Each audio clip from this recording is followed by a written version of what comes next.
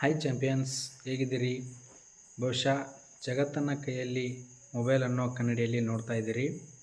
ಈ mobile internet ಅನ್ನೋ ತಂತ್ರಜ್ಞಾನದ ಮೂಲಕ ಕೆಲಸ ಮಾಡ್ತಿರೋದನ್ನು ಗಮನಿಸಿದ್ದೀರಿ.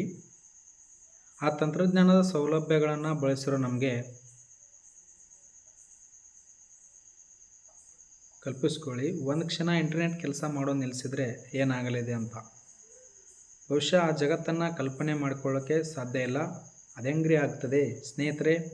4-5 ತಿಂಗಳ ಹಿಂದೆ ಅಂತಾರಾಷ್ಟ್ರೀಯ ಮಟ್ಟದಲ್ಲಿ ಎಲ್ಲ ಫ್ಲೈಟ್ಸ್ಗಳು ನಿಂತಿರೋದನ್ನು, ಫ್ಲೈಟ್ ಬುಕ್ಕಿಂಗ್ಸ್ಗಳು ನಿಂತು ಹೋಗಿರೋದನ್ನು, ರೈಲ್ವೆ ಟಿಕೆಟ್ ಬುಕ್ಕಿಂಗ್ಸ್ಗಳು ನಿಂತು ಹೋಗಿರೋದನ್ನು ಗಮನಿಸಿದ್ದೀರಿ ತಾವು. ಕೋಟಿಗಟ್ಟಲೆ ಡಾಲರ್ಗಳ ನಷ್ಟವನ್ನು ಗಮನಿಸಿದ್ದೀವಿ. ಎಷ್ಟೋ ಜನ VIP ಮತ್ತು VIP ಗಳ ಸಮಯದ ಅಪವ್ಯಯದಿಂದಾಗಿ ಅವರು ಎಷ್ಟು ಡಿಸ್ಟರ್ಬ್ ಆಗಿದ್ದಾರೆ ಅನ್ನೋದನ್ನು ಗಮನಿಸಿದ್ದೀವಿ. ನಮಗೆ ವಿಂಡೋಸ್ ಅಲ್ಲಿ ಒಂದು ಎರರ್ ಕಾಣಿಸ್ಕೊಂಡಿತ್ತು, BSOD ಅಂತ.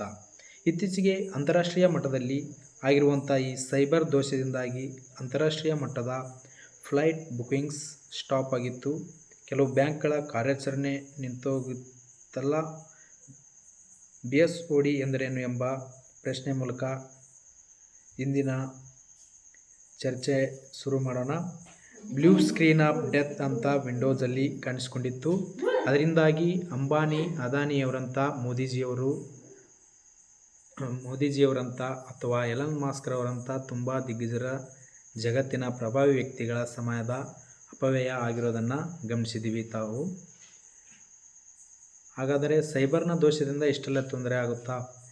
ಜಗತ್ತಿನ ಕಂಪ್ಯೂಟರ್ನ ಮಾಂತ್ರಿಕರೆಲ್ಲ ಒಬ್ಬರಾದ ಬಿಲ್ ಗೇಟ್ಸ್ ಅವರು ಪ್ರೆಡಿಕ್ಟ್ ಮಾಡ್ತಾರೆ, ಡಿಜಿಟ್ ಎಂಬ ಮಾಸಪತ್ರಿಕೆಯ ಮೂಲಕ ಮುಂದೊಂದು ದಿನ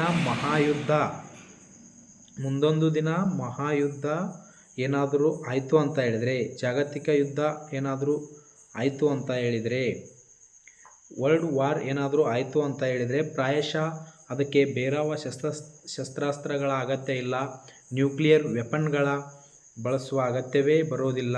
ಅದರ ಬದಲಿಗೆ ಸೈಬರ್ ದಾಳಿಗಳು ಸಾಕು ಅನ್ನೋದನ್ನು ಗಮನಿಸಿದ್ದೀವಿ. ನಾವು ಪೂರಕವಾಗಿ ಸುಮಾರು 5-5.5 ತಿಂಗಳಿಂದ ಇಡೀ ದೇಶದಾದ್ಯಂತ ರ್ಯಾನ್ಸಮ್ ವೇರ್ ಒಂದು ಅಟ್ಯಾಕ್ ಆಗಿತ್ತು, ಗಮನಿಸಿರ್ಬೇಕು ತಾವು. ಉದಾಹರಣೆಗೆ KVGBಯ ಫೋನ್ಪೇ ಸಂಪೂರ್ಣವಾಗಿ ಸುಮಾರು 48ರಿಂದ 72 ಗಂಟೆಗಳ ಕಾಲ ಸ್ಥಗಿತ ಆಗಿರೋದನ್ನು ಗಮನಿಸಿದ್ದೀವಿ ಸ್ನೇಹಿತರೆ. ಈ ಪರಿಣಾಮ ಆಗಿರೋದು ಕರ್ನಾಟಕ ವಿಕಾಸ್ ಗ್ರಾಮೀಣ ಬ್ಯಾಂಕಲ್ಲಿ ಅಷ್ಟೇ ಅಲ್ಲ, ದೇಶಾದ್ಯಂತ ಇವನ್ ಉತ್ತರ ಭಾರತದಲ್ಲಿಯೂ ಕೂಡ ರೂರಲ್ ರೀಜನಲ್ ಬ್ಯಾಂಕ್ಗಳಲ್ಲಿ, ಗ್ರಾಮೀಣ ಪ್ರಾದೇಶಿಕ ಬ್ಯಾಂಕ್ಗಳಲ್ಲಿ, ಅವುಗಳ ATMಗಳಲ್ಲಿ, ಫೋನ್ಪೇನಲ್ಲಿ, UPI ಪೇಮೆಂಟ್ನಲ್ಲಿ, ಇವನ್ ಕಾರ್ಡ್ ಪೇಮೆಂಟ್ಸಲ್ಲಿ ದೋಷ ಆಗಿರೋದನ್ನು ಗಮನಿಸಿದ್ದೀವಿ. ಸೈಬರ್ ಒಂದು ದೋಷದಿಂದ ಏನೆಲ್ಲ ಪರಿಣಾಮ ಆಗಬಹುದು ಎಂಬುದನ್ನು ಗಮನಿಸಿದಾಗ, ಈಗ ಸ್ನೇಹಿತರೆ ನಮಗೆ ಈ ವಿಡಿಯೋದ ಪ್ರಾಮುಖ್ಯತೆ ನೋಡಿ. ಸೈಬರ್ ಸೆಕ್ಯುರಿಟಿ ಅಂತ, ಸೈಬರ್ ಸೆಕ್ಯುರಿಟಿ ಅಂದ್ರೂ ಅರ್ಥ ಒಂದೇನೆ, ಇಂಟರ್ನೆಟ್ ಸೆಕ್ಯುರಿಟಿ ಅಂದ್ರೂ ಅರ್ಥ ಒಂದೇನೆ, ಕಂಪ್ಯೂಟರ್ ಸೆಕ್ಯುರಿಟಿ ಅಂದ್ರೂ ಅರ್ಥ ಒಂದೇನೆ. ಹಾಗಾದರೆ ಇದರ ಅರ್ಥ ಏನು? ಈ ಸೈಬರ್ ಸೆಕ್ಯುರಿಟಿಯ ಪ್ರಾಮುಖ್ಯತೆ ಏನು? ಕಂಪ್ಯೂಟರ್ ಮೂಲಕ ನಮ್ಮ ದತ್ತಾಂಶವನ್ನು ಸುರಕ್ಷಿತವಾಗಿಡುವಂತೆ ಸೈಬರ್ ಸೆಕ್ಯುರಿಟಿ ಕಾರಣವಾಗಲಿದೆ. ಯಾರೆಲ್ಲ ನಾವು ಸೈಬರ್ ಸೆಕ್ಯುರಿಟಿಯ ಕಡೆಗೆ ಗಮನ ಹರಿಸುವುದಿಲ್ಲವೋ, ಮುಂಬರುವ ದಿನಗಳಲ್ಲಿ ಸೈಬರ್ ದಾಳಿಗಳು ಅಂತಾರಾಷ್ಟ್ರೀಯ ಮಟ್ಟದಲ್ಲಿ ಹೆಚ್ಚಾಗಿ ದೇಶದ ಅಥವಾ ಜಗತ್ತಿನ ಅಥವಾ ಮನುಕುಲದ ಸುರಕ್ಷತೆಗೂ ಕೂಡ ತೊಂದರೆಯಾಗಬಹುದು ಸ್ನೇಹಿತರೆ. ಮುಂದಿನ ವಿಡಿಯೋದೊಂದಿಗೆ ಮತ್ತೆ ಭೇಟಿಯಾಗೋಣ. Till then have a great time. See you and thank you. Bye.